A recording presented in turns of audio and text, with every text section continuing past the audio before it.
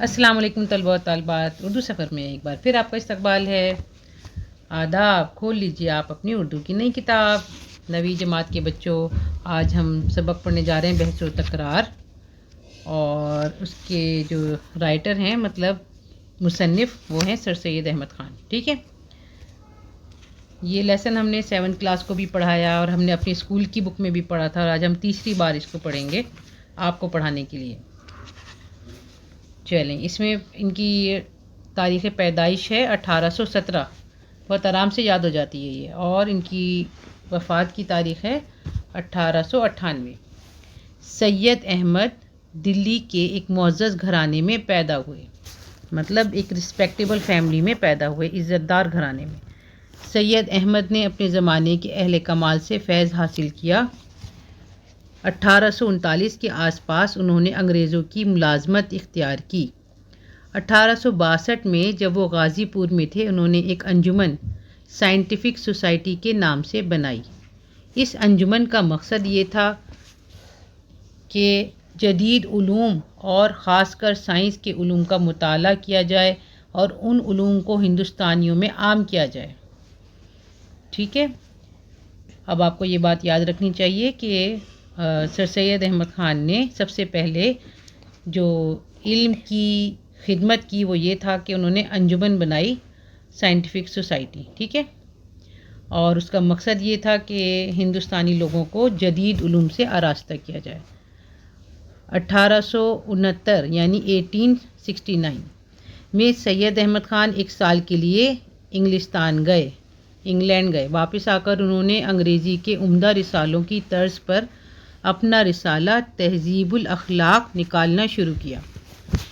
जो डेट्स मैंने आपको उर्दू में बताई हैं वो मैं आपको इंग्लिश में भी बता देती हूँ। 1817 1817, 1898 1898, 1839 1839 और 1862 यानी 1862, और यह है 1869 यानी 1869। तो बाद में उन्होंने अच्छे जब रिसाले पढ़े तो उसी के स्टाइल पर, उसी की तर्ज पर उन्होंने एक अपना रिसाला निकाला, तहज़ीबुल अखलाक। इस तरह तहज़ीबुल अखलाक के ज़रिए उर्दू में एक नई तरह की इल्मी नसर का रिवाज शुरू हुआ। इंग्लिस्तान से वापस आकर सैयद अहमद ख़ान ने अलीगढ़ में एक स्कूल भी खोला। ये स्कूल 1878 मतलब 1878 में मोहम्मडन एंग्लो ओरिएंटल कॉलेज बना और फिर यूनिवर्सिटी की शक्ल में हिंदुस्तान का एक नुमाया इल्मी इदारा बन गया। आपने अलीगढ़ मुस्लिम यूनिवर्सिटी के बारे में तो बहुत सुना होगा, आज आपको पता चल रहा है कि वो कैसे बनी, किसने उसकी बुनियाद रखी, और उससे पहले कैसे एक अंजुमन बनी और एक रिसाला निकला, और ये सारी इल्मी खिदमत किसने की? सर सैयद अहमद ख़ान ने। हम आपको कभी अपने किसी वीडियो में अलीगढ़ की वो भी दिखाएंगे, अलीगढ़ की मुख्तलिफ़ जगह दिखाएंगे, अच्छे स्कूल दिखाएंगे इंशाअल्लाह। 1878 में सैयद अहमद ख़ान को सर का खिताब मिला। ये खिताब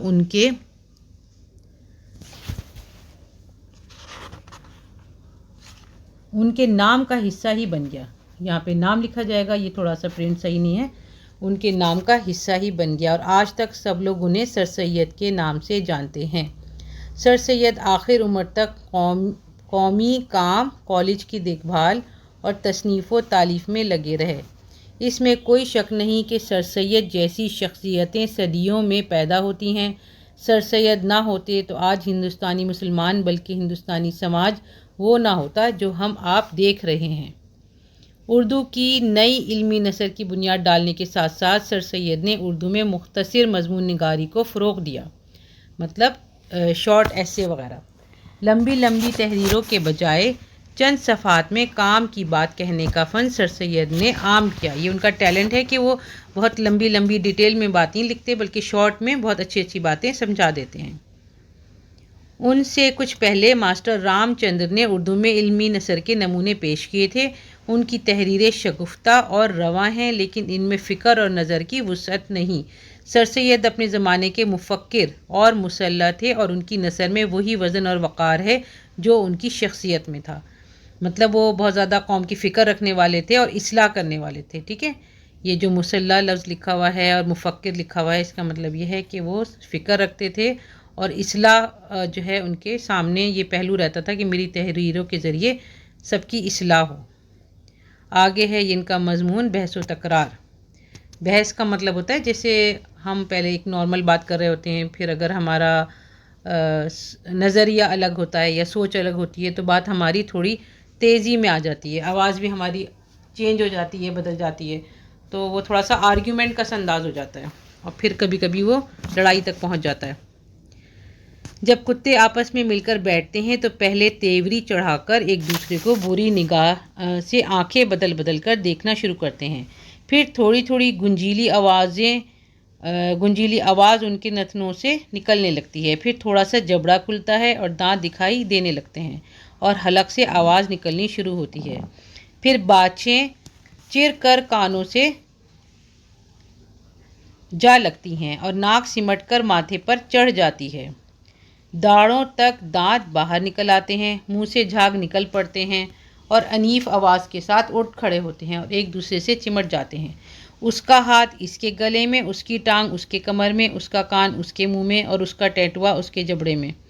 اس نے اس کو کاٹا اور اس نے اس کو پچھاڑ کر بھنبوڑا، جو کمزور ہوا دم دبا کر بھاگ نکلا۔ اس میں دیکھیں سر سید احمد خان نے یہ بتایا کہ جب کتے آپس میں لڑنا شروع کرتے ہیں تو ان کی کیا حالت ہوتی ہے، کیسے مطلب آنکھیں چڑھاتے ہیں، ان کی آوازیں بدل جاتی ہیں اور پھر کیسے ایک دوسرے پہ حملہ کرتے ہیں، اور اسی طرح اگر انسان بھی جھگڑا کرتے ہیں نا تو پھر ان کی بھی بہت زیادہ حالت جو ہے وہ خراب سے خراب تر ہوتی چلی جاتی ہے۔ نامہذب آدمیوں کی مجلس میں بھی آپس میں اسی طرح تکرار ہوتی ہے۔ پہلے صاحب سلامت کر کر آپس میں مل بیٹھتے ہیں، یعنی سلام دعا ہوتی ہے، پھر دھیمی دھیمی بات چیت شروع ہوتی ہے، ایک کوئی بات کہتا ہے، دوسرا بولتا ہے واہ یوں نہیں یوں ہے، وہ کہتا ہے واہ تم کیا جانو، وہ بولتا ہے تم کیا جانو، دونوں کی نگاہ بدل جاتی ہے، تیوری چڑھ جاتی ہے، رخ بدل جاتا ہے، آنکھیں ڈراؤنی ہو جاتی ہیں، باچھیں چر جاتی ہیں، دانت نکل پڑتے ہیں، تھوک اڑنے لگتا ہے، باچھوں تک کف بھر آتے ہیں، مطلب تھوک نکلنے لگتا ہے بولتے بولتے، سانس جلدی چلتا ہے، رگیں تن جاتی ہیں، آنکھ ناک بھوں ہاتھ یعنی بھویں آئی بروز اور ہاتھ عجیب عجیب حرکتیں کرنے لگتے ہیں، کیسے مطلب جیسے اشارے کر کر کے لوگ اپنی بات کو کرتے ہیں کہ میری بات صحیح ہے اور ہم صحیح کہہ رہے ہیں، اس طرح کر کے تو سارے جو ہیں اعضاء وہ حرکتیں کرنے لگتے ہیں، انیف انیف آوازیں نکلنے لگتی ہیں اور آستین چڑھا ہاتھ پھیلا، اس کی گردن اس کے ہاتھ میں، اس کی داڑھی اس کی مٹھی میں، لپاٹگی ہونے لگتی ہے، مطلب آپس میں ہاتھا پائی ہونے لگتی ہے۔ کسی نے بیچ بچاؤ کرا کر چھڑا دیا تو غراتے ہوئے ایک ادھر چلا گیا اور ایک ادھر، اور اگر کوئی بیچ بچاؤ کرنے والا نہ ہوا تو کمزور نے پٹ کر کپڑے جھاڑتے سر سہلاتے اپنی راہ لی، مطلب کسی نے اگر بیچ میں صلح کرا دی تو جھگڑا ختم ہو جاتا ہے، لیکن اس کے بعد بھی بڑبڑاتے ہوئے جا رہے ہوتے ہیں، غصہ دکھاتے ہوئے جا رہے ہوتے ہیں، ورنہ جو بیچارہ کمزور ہوتا ہے وہ پٹنے کے بعد اپنا سر سہلاتے ہوئے اور کپڑے جھاڑتے ہوئے چلا جاتا ہے۔ جس قدر تہذیب میں ترقی ہوتی ہے اسی قدر اس تکرار میں کمی ہوتی ہے، مطلب جب لوگ زیادہ پڑھے لکھے ہوتے ہیں، سویلائزڈ ہوتے ہیں تو ان میں اس طرح کے لڑائی جھگڑے دیکھنے میں کم نظر آتے ہیں، کہیں غرفش ہو کر رہ جاتی ہے، کہیں تو تکار تک نوبت آ جاتی ہے، کہیں آنکھیں بدلنے اور ناک چڑھانے اور جلدی جلدی سانس چلنے ہی پر خیر گزر ہو جاتی ہے، مگر ان سب میں کسی نہ کسی قدر کتوں کی مجلس کا اثر پایا جاتا ہے، بس انسان کو لازم ہے کہ اپنے دوستوں سے کتوں کی طرح بحث و تکرار کرنے سے پرہیز کرے، مطلب اوائڈ کرے، بچنے کی کوشش کرے، ورنہ پھر وہ ایسے ہی لگے گا جیسے کتوں کا حال ہم نے آپ کو بتایا ہے۔ انسانوں میں اختلاف رائے ضرور ہوتا ہے اور اس کے پرکھنے کے لیے بحث و مباحثہ ہی کسوٹی ہے، اگر سچ پوچھو تو بے مباحثہ اور دل لگی کے آپس میں دوستوں کی مجلس بھی پھیکی ہے، مگر ہمیشہ مباحثہ اور تکرار میں تہذیب و شائستگی، محبت اور دوستی کو ہاتھ سے جانے نہیں دینا چاہیے، مطلب اختلاف رائے کا مطلب یہ ہے کہ سب کی سوچ، سب کی اوپینین الگ ہو سکتی ہے، اور اس کے لیے جو ہے بحث و مباحثہ ایک اچھی چیز ہے، مطلب سب کے خیالات ہمارے سامنے آتے ہیں، لیکن اگر ہم اسی کو اپنی عادت بنا لیں اور ہمیشہ اس کو ہر جگہ ہر محفل میں دوستوں کے ساتھ کرتے رہیں تو پھر یہ اچھا نہیں ہے۔ دوستوں میں تو خیر مزہ آتا ہے، دوستوں کی مجلس میں اس میں لطف پیدا ہوتا ہے، مطلب دوستوں کی مجلس میں اگر یہ سب نہ ہو تو وہ پھیکی ہو جاتی ہیں، مگر اگر ہم بحث کر بھی رہے ہوں تو پھر ایک اچھے انداز میں کرنا چاہیے، شائستگی کے ساتھ کرنا چاہیے۔ بس اے میرے عزیز ہم وطنوں، جب تم کسی کے برخلاف کوئی بات کہنی چاہو، یعنی اگر آپ کا اوپینین الگ ہے، آپ کی سوچ الگ ہے، آپ اگینسٹ ہیں، تو کسی کی بات کی تردید کرنے کا ارادہ کرو تو خوش اخلاقی اور تہذیب کو ہاتھ سے مت جانے دو۔ تردید کا مطلب ہے ہم ریجیکٹ کر رہے ہیں جیسے کسی بات کو، تو ہم خوش اخلاقی سے، اچھے الفاظ سے، اچھے انداز سے بتا سکتے ہیں۔ اگر ایک ہی مجلس میں دو بدو بات چیت کرتے ہو تو اور بھی زیادہ نرمی اختیار کرو، یعنی جیسے فیس ٹو فیس آمنے سامنے بیٹھے ہیں تب تو اور بھی زیادہ نرمی اختیار کریں۔ چہرہ، لہجہ، آواز، وضع، لفظ اس طرح رکھو جس سے تہذیب اور شرافت ظاہر ہو، مگر بناوٹ بھی نہ پائی جائے۔ ایسا بھی نہ ہو کہ آپ اتنا بن رہے ہیں کہ وہ ایکٹنگ ہی لگنے لگے، لیکن مطلب اپنا سب چیزیں صحیح رکھنی ہے، ہم نے اپنا آواز بھی صحیح رکھنی ہے، اور چہرے کے بھی تاثرات صحیح ہونے چاہیے، اور لہجہ بھی ٹھیک ہونا چاہیے، سب باتیں صحیح ہونی چاہیے۔ تردیدی گفتگو کے ساتھ ہمیشہ سادگی سے معذرت کے الفاظ استعمال کرو۔ جیسے آپ کی سوچ الگ ہے، آپ متفق نہیں ہیں، تو معذرت کر سکتے ہیں، ایسے کہہ سکتے ہیں کہ مثلاً یہ کہ میری سمجھ میں نہیں آیا، یا شاید مجھے دھوکا ہوا، یا میں غلط سمجھا۔ مطلب یہ نہیں کہنا کہ آپ غلط کہہ رہے ہیں، آپ یوں کہہ رہے ہیں، ایسے ہوتا ہے ویسے ہوتا ہے، بلکہ یہ کہہ سکتے ہیں کہ شاید میری سمجھ میں نہیں آیا، یا مجھے دھوکا ہوا، یا میں غلط سمجھا۔ گو بات تو عجیب ہے مگر آپ کے فرمانے سے باور کرتا ہوں۔ مطلب کسی کی بات اگر سمجھ میں نہیں آ رہی تو یہ کہہ لیتے ہیں کہ ہاں عجیب سی لگ رہی ہے بات، لیکن میں یقین کر رہا ہوں آپ کی بات پہ۔ باور کا مطلب ہے یقین کرنا۔ جب 2-3 دفعہ بات کا الٹ پھیر ہو اور کوئی اپنی رائے کو نہ بدلے تو زیادہ تکرار مت بڑھاؤ، زیادہ جھگڑا مطلب مت بڑھنے دو، یہ کہہ کر کہ میں اس بات کو پھر سوچوں گا یا اس پر پھر خیال کروں گا۔ جھگڑے کو کچھ ہنسی خوشی دوستی کی باتیں کہہ کر ختم کر دو۔ دوستی کی باتوں میں اپنے دوست کو یقین دلاؤ کہ اس 2-3 دفعہ کی الٹ پھیر سے تمہارے دل میں کچھ کدورت نہیں آئی ہے۔ مطلب جب آپ جانے لگیں تو ایسا نہ لگے کہ آپ کے دل میں جو ہے دوست کی طرف سے کچھ کمی آ گئی ہے اور کچھ دشمنی آ گئی ہے، بس بہت اچھے اس کے ساتھ ہم چھوڑیں، اپنی بات کو ختم کریں، اور نہ تمہارا مطلب باتوں کی اس الٹ پھیر سے اپنے دوست کو کچھ تکلیف دینے کا تھا۔ مطلب یہ بھی نہیں سوچنا چاہیے کہ ہمارا مقصد یہ تھا کہ ہم اسے ہرٹ کریں، اس کا دل دکھائیں، ایسا کچھ نہیں تھا، بس آپس میں ایک بات ہو رہی تھی۔ کیونکہ جھگڑا یا شبہ زیادہ دنوں تک رہنے سے دونوں کی محبت میں کمی ہو جاتی ہے۔ جھگڑا بھی نہیں ہونا چاہیے، شک بھی نہیں ہونا چاہیے، اور رفتہ رفتہ دوستی ٹوٹ جاتی ہے، اور ایسی عزیز چیز جیسے کہ دوستی ہاتھ سے جاتی رہتی ہے۔ مطلب آہستہ آہستہ شک کی وجہ سے اور جھگڑے کی وجہ سے دوستی جو ہے جو سب کو بہت پیاری ہوتی ہے وہ ختم ہو جاتی ہے۔ جب کہ تم مجلس میں ہو جہاں مختلف رائے کے آدمی ملے ہوئے ہیں تو جہاں تک ممکن ہو جھگڑے اور تکرار اور مباحثے کو آنے مت دو، کیونکہ جب تقریر بڑھ جاتی ہے تو دونوں کو ناراض کر دیتی ہے۔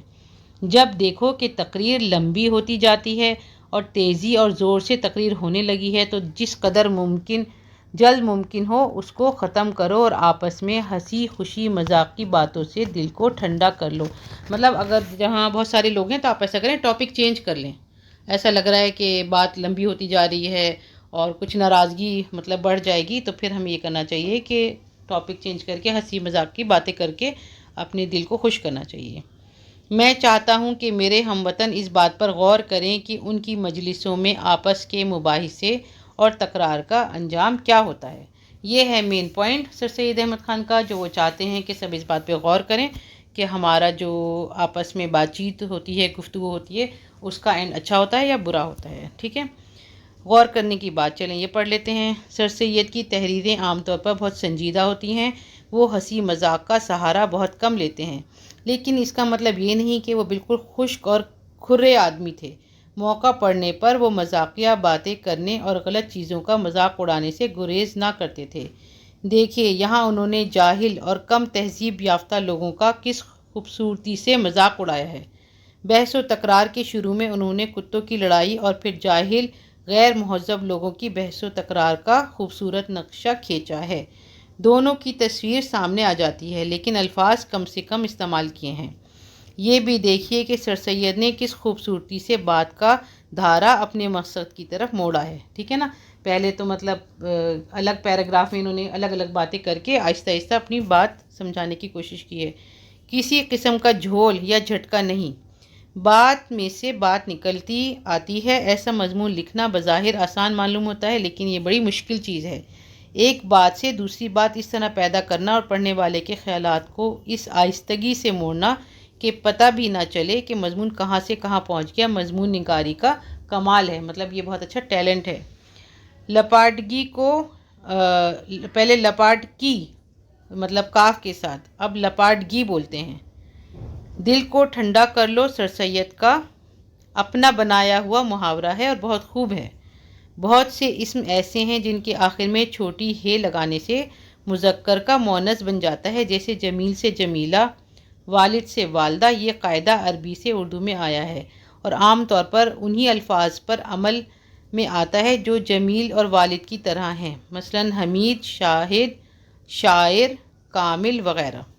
ٹھیک ہے، یہ ہم نے آپ کو سمجھا دیا۔ اب آپ کے رہ گئے ہیں الفاظ معنی اور خلاصہ اور سوال جواب، وہ ہم آپ کو کرائیں گے اگلے ویڈیو میں۔ یاد رکھیے گا کہاں ملے گا آپ کو سارا کام، صرف اور صرف اردو سفر پر۔